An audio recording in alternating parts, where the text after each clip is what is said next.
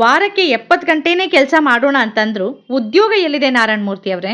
ನೀವು ಹೇಳಿದ ಹಾಗೆ 70 ಗಂಟೆ ಅಲ್ಲ, ಜಾಸ್ತಿನೇ ದುಡಿತೀನಿ ಅನ್ನೋರಿಗೆ ಇಲ್ಲಿ ಕೆಲಸನೇ ಸಿಗ್ತಾ ಇಲ್ಲಲ್ಲ, ಅದಕ್ಕೇನ್ ಮಾಡೋದು? ಪ್ರಧಾನಿ ಮೋದಿ ವಾರಕ್ಕೆ 100 ಗಂಟೆವರೆಗೆ ಕೆಲಸ ಮಾಡ್ತಾರೆ ಅಂತ ಹೇಳಿದ್ದಾರೆ ನಾರಾಯಣ ಮೂರ್ತಿ. ವಾರಕ್ಕೆ 70 ಗಂಟೆ ಕೆಲಸದ ಅವಧಿ ಪರ ತಮ್ಮ ನಿಲುವನ್ನ ಅವರು ಪುನರುಚ್ಚರಿಸಿದ್ದಾರೆ. ಪ್ರಧಾನಿ 100 ಗಂಟೆ ಕೆಲಸ ಮಾಡುವಾಗ ದೇಶದ ಯುವಜನ 70 ಗಂಟೆ ಆದ್ರೂ ಕೆಲಸ ಮಾಡಬೇಕು ಅಂತ ಬಲವಾಗಿ ಪ್ರತಿಪಾದಿಸಿದ್ದಾರೆ ಇನ್ಫೋಸಿಸ್ ನ ಸ್ಥಾಪಕ ನಾರಾಯಣ ಮೂರ್ತಿ.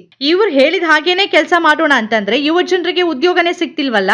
ಅದರ ಬಗ್ಗೆ ನಾರಾಯಣ ಮೂರ್ತಿ ಅವರು ಏನು ಹೇಳಲೇ ಇಲ್ಲ. ಯಾಕೆ? ವಾರದಲ್ಲಿ 6 ದಿನಗಳ ಕಾಲ ಕೆಲಸದ ಅವಧಿಯನ್ನ ನಿಗದಿಪಡಿಸುವ ಪರ ತಮ್ಮ ನಿಲುವನ್ನ ದೃಢವಾಗಿ ಪುನರುಚ್ಚರಿಸಿರುವ ಇನ್ಫೋಸಿಸ್ ಸಹ ಸಂಸ್ಥಾಪಕ ನಾರಾಯಣ ಮೂರ್ತಿ, ಭಾರತದ ಆರ್ಥಿಕ ಬೆಳವಣಿಗೆಗೆ ಕಠಿಣ ಪರಿಶ್ರಮ ಹಾಗೂ ಅರ್ಪಣಾ ಮನೋಭಾವದ ಅಗತ್ಯವಿದೆ ಅನ್ನೋ ನಂಬಿಕೆಯನ್ನ ಮತ್ತೊಮ್ಮೆ ಪ್ರತಿಪಾದಿಸಿದ್ದಾರೆ. ಕೆಲಸದ ನೈತಿಕತೆ ಕುರಿತು ಸದಾ ಮುಕ್ತವಾಗಿ ತಮ್ಮ ಅಭಿಪ್ರಾಯಗಳನ್ನು ವ್ಯಕ್ತಪಡಿಸುವ ನಾರಾಯಣ ಮೂರ್ತಿ ಅವರು ವಾರದಲ್ಲಿ 6 ದಿನಗಳ ಕೆಲಸದ ಅವಧಿಯನ್ನ 5 ದಿನಗಳಿಗೆ ತಗ್ಗಿಸಿದ ಕ್ರಮದ ಬಗ್ಗೆ ಅಸಮಾಧಾನ ವ್ಯಕ್ತಪಡಿಸಿದ್ದಾರೆ. ಅವರು ಈ ಬದಲಾವಣೆಗೆ ಎಂದೂ ಸಮ್ಮತಿಯನ್ನ ವ್ಯಕ್ತಪಡಿಸಿಲ್ಲ.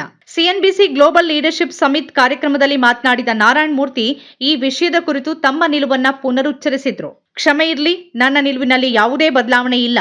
ಕೆಲಸದ ಅವಧಿ ಕುರಿತು ನಾನು ಸತ್ರು ನನ್ನ ದೃಷ್ಟಿಕೋನವನ್ನ ಬದಲಾಯಿಸಿಕೊಳ್ಳೋದಿಲ್ಲ ಅಂತ ಶಿರೀನ್ ಖಾನ್ ರೊಂದಿಗಿನ ಮಾತುಕತೆಯಲ್ಲಿ ಹೇಳಿದ್ದಾರೆ. ರಾಷ್ಟ್ರದ ಪ್ರಗತಿಗೆ ಕಠಿಣ ಪರಿಶ್ರಮ ಅಗತ್ಯ ಅಂತ ಪ್ರತಿಪಾದಿಸಿದ ಅವರು ಪ್ರಧಾನಿ ನರೇಂದ್ರ ಮೋದಿ ಅವರನ್ನ ಉಲ್ಲೇಖಿಸಿ, ಪ್ರಧಾನಿ ಮೋದಿನೇ ಅಷ್ಟು ಕಠಿಣ ಪರಿಶ್ರಮ ತೋರ್ತಿರುವಾಗ ನಾವು ನಮ್ಮ ಸುತ್ತಲಿನ ಕೆಲಸಗಳನ್ನು ಅಷ್ಟೇ ಪರಿಶ್ರಮದಿಂದ ಮಾಡೋ ಮೂಲಕವಷ್ಟೇ ಅವರ ಕೆಲಸಕ್ಕೆ ಮೆಚ್ಚುಗೆ ಸಲ್ಲಿಸಬಹುದಾಗಿದೆ ಅಂತ ಅಭಿಪ್ರಾಯಪಟ್ಟಿದ್ದಾರೆ. ಪ್ರಧಾನಿ ಮೋದಿ ಅವರು ವಾರಕ್ಕೆ 100 ಗಂಟೆವರೆಗೆ ಕೆಲಸ ಮಾಡ್ತಾರೆ. ದೇಶದ ಯುವಕರು ಅವರಿಗೆ ಮೆಚ್ಚುಗೆ ಸೂಚಿಸಬೇಕಾದ್ರೆ ಅವರಂತೇನೆ ವಾರಕ್ಕೆ ಕನಿಷ್ಠ 70 ತಾಸಾದ್ರೂ ಕೆಲಸ ಮಾಡಬೇಕು ಅಂದಿದ್ದಾರೆ. ಬಲಿಷ್ಠವಾದ ಕೆಲಸದ ನೈತಿಕತೆ ಇಲ್ಲದೆ ಹೋದ್ರೆ ದೇಶ ಜಾಗತಿಕ ಸ್ಪರ್ಧಿಗಳೊಂದಿಗೆ ಹೋರಾಡೋಕೆ ತ್ರಾಸ ಅನುಭವಿಸಲಿದೆ ಅಂತಾನೂ ಅವರು ಎಚ್ಚರಿಸಿದ್ದಾರೆ. ಆದ್ರೆ ಇಲ್ಲಿ ಪ್ರಶ್ನೆ ಇರೋದು, ಪ್ರಧಾನಿ ವಾರಕ್ಕೆ 100 ಗಂಟೆ ಕೆಲಸ ಮಾಡಿದ್ದೇನು ಅನ್ನೋದು.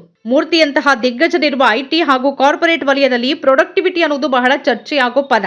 ಒಬ್ಬ ಅಥವಾ ಒಬ್ಬಾಕೆ ಎಷ್ಟು ಗಂಟೆ ಕೆಲಸ ಮಾಡಿದ್ದಾರೆ ಅನ್ನೋದಕ್ಕಿಂತ ಅವರ ಕೆಲಸ ಎಷ್ಟು ಪ್ರೊಡಕ್ಟಿವ್ ಅಂದ್ರೆ ಸಂಸ್ಥೆಗೆ ಎಷ್ಟು ಪ್ರಯೋಜನಕಾರಿಯಾಗಿತ್ತು ಅನ್ನೋದಕ್ಕೆ ಕಾರ್ಪೊರೇಟ್ ವಲಯದಲ್ಲಿ ಪ್ರಾಮುಖ್ಯತೆ ಇದೆ. ಪ್ರಧಾನಿ ವಾರಕ್ಕೆ 100 ಗಂಟೆ ಕೆಲಸ ಮಾಡಿದ್ರು ಅಂತಾನೆ ಇಟ್ಕೊಂಡ್ರು ಅವರ ಪ್ರೊಡಕ್ಟಿವಿಟಿ ಎಷ್ಟು ಅಂತ ನಾರಾಯಣ ಮೂರ್ತಿ ಅವರು ಹೇಳೋದೇ ಇಲ್ಲ. ಯಾಕೆ ಮತ್ತು ಕೇಳೋದಿಲ್ಲ.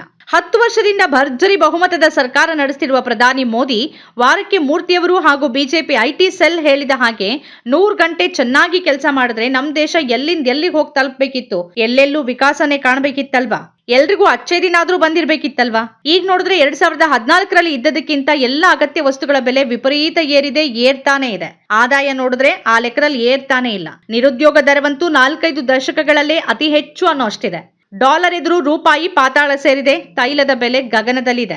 ಮಧ್ಯಮ ವರ್ಗ ಕೆಳಮಧ್ಯಮ ವರ್ಗವಾಗ್ತಿದೆ. ಕೆಳಮಧ್ಯಮ ವರ್ಗ ಬಡವರ ಪಾಲಿಗೆ ಸೇರ್ತಿದೆ. ದೇಶದ ಆರ್ಥಿಕತೆ ನಿರಂತರ ಹಿಂಜರಿತ ಕಾಣ್ತಿದೆ. ಕಾರ್ಪೊರೇಟ್ ಭ್ರಷ್ಟಾಚಾರ ಮಿತಿ ಮೀರಿದ್ದು ಅದರ ವಿರುದ್ಧ ಯಾವುದೇ ಕ್ರಮ ಆಗ್ತಾನೆ ಇಲ್ಲ. ಷೇರು ಮಾರುಕಟ್ಟೆ ನಿಯಂತ್ರಿಸಬೇಕಾದ ಸಂಸ್ಥೆಯ ಅಧ್ಯಕ್ಷರೇ ಭ್ರಷ್ಟಾಚಾರ ಆರೋಪವನ್ನು ಎದುರಿಸುತ್ತಿದ್ದಾರೆ. ಸತತ 10 ವರ್ಷ ಮೋದಿಜಿ ವಾರಕ್ಕೆ 100 ಗಂಟೆ ಕೆಲಸ ಮಾಡಿದ ಬಳಿಕಾನು ದೇಶದ 80 ಕೋಟಿ ಜನ ಹಸಿವು ನೀಗಿಸೋಕೆ ಸರ್ಕಾರ ಕೊಡೋ ಅಕ್ಕಿ ಧಾನ್ಯವನ್ನೇ ನಂಬಿಕೊಂಡಿದ್ದಾರೆ. ಹಾಗಾದ್ರೆ ಮೋದಿಜಿ ಇದನ್ನೇ ಸಾಧಿಸಿದ್ದ ಅಂತ ನಾರಾಯಣ ಮೂರ್ತಿ ಅವರು ಕೇಳುವುದೇ ಇಲ್ವಲ್ಲ?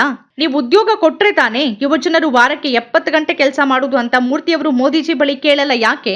ನಮಗ್ ಕೆಲಸ ಕೊಡಿ, ವಾರಕ್ಕೆ 70 ಅಲ್ಲ 80 ಗಂಟೆ ಬೇಕಾದ್ರೂ ದುಡಿತೀವಿ ಅನ್ನೋರು ಲಕ್ಷಾಂತರ ಜನ ಈ ದೇಶದಲ್ಲಿದ್ದಾರೆ. 20-30 ಸಾವಿರ ರೂಪಾಯಿ ಸಂಬಳಕ್ಕಾಗಿ ಯುದ್ಧ ಪೀಡಿತ ದೇಶಗಳಲ್ಲಿ ಹೋಗಿ ಪ್ರಾಣ ಪಣಕ್ಕಿಡೋರು ಸಾವಿರಾರು ಜನ ಇಲ್ಲಿದ್ದಾರೆ. ಅವರಿಗೆ ವಾರಕ್ಕೆ 70 ಆದ್ರೆ ಏನು 80 ಆದ್ರೆ ಏನು, ಒಂದ್ ಸಾಧಾರಣ ಸಂಬಳ ಸಿಕ್ಕರು ಖಂಡಿತ ದುಡಿತಾರೆ.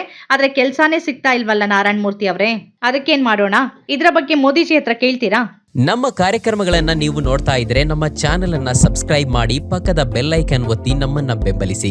ಹಾಗೆ ನಮ್ಮ ಕಾರ್ಯಕ್ರಮಗಳನ್ನ ಲೈಕ್ ಮಾಡಿ, ಕಮೆಂಟ್ ಮಾಡಿ, ಅದನ್ನ ಬೇರೆಯವರಿಗೂ ವಾಟ್ಸ್ಆಪ್ ಮೂಲಕ ಶೇರ್ ಮಾಡಿ. ನೀವು ಹೀಗೆ ಮಾಡಿದಾಗ ನಮ್ಮ ಚಾನೆಲ್ ಮತ್ತಷ್ಟು ಜನರಿಗೆ ತಲುಪಲು ನೀವು ನಮ್ಮೊಂದಿಗೆ ಸಹಕರಿಸಿದ ಹಾಗಾಗುತ್ತೆ. ಇದು ನೀವು ಯಾವುದೇ ಖರ್ಚಿಲ್ಲದೆ ಕೆಲವೇ ಸೆಕೆಂಡುಗಳಲ್ಲಿ ನೀಡಬಹುದಾದ ಸಹಕಾರ. ಧನ್ಯವಾದಗಳು.